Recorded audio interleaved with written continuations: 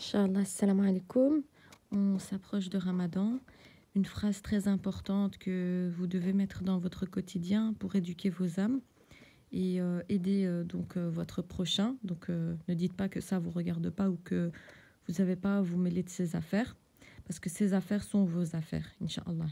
Donc très important rappel à faire avant le Ramadan et à mettre en position jusque quand ça reste votre routine de tous les jours, car c'est une obligation sur vous, Inch'Allah. Vous serez interrogé sur cela. Ne pensez pas que Allah vous a créé sans un but bien défini, alors que vous vaguiez sur terre et que vous ne vous mêliez pas de ce qui était de vos obligations. Donc, cette phrase, je pense tout le monde la connaît. Elle se dit en arabe, mais elle se traduit en français. Mais en arabe, elle veut tout dire. Son sens veut tout dire.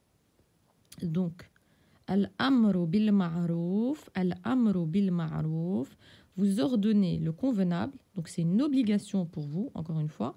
Voilà, c'est une des obligations. Comme la prière, eh bien, ça, c'est une obligation pour vous. Vous ordonnez le bien. En plus, vous éduquez vos âmes. Wanharu alil munkar. Wanharu alil munkar.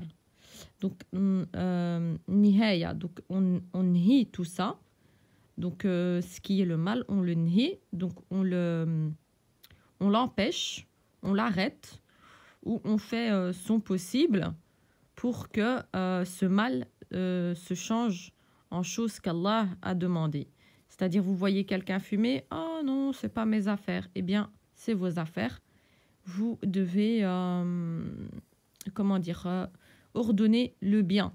Et ce mal, vous devez le changer. Écoute, c'est pas bien de fumer, ça va te détruire. Pense à Dieu, parce que Dieu est toujours à tes côtés, toujours Dieu est avec nous. Nous, on est un, mais le deuxième, c'est Allah. Donc, c'est important.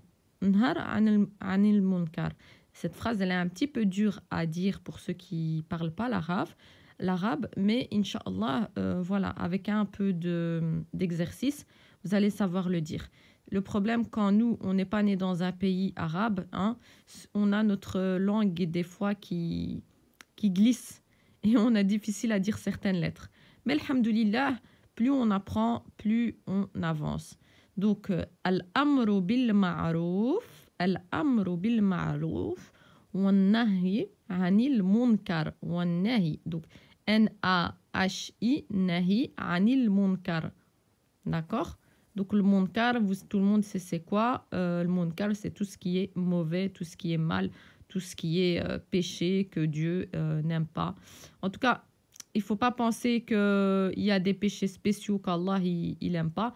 Tout péché doit vous faire penser à une montagne. Donc, voilà.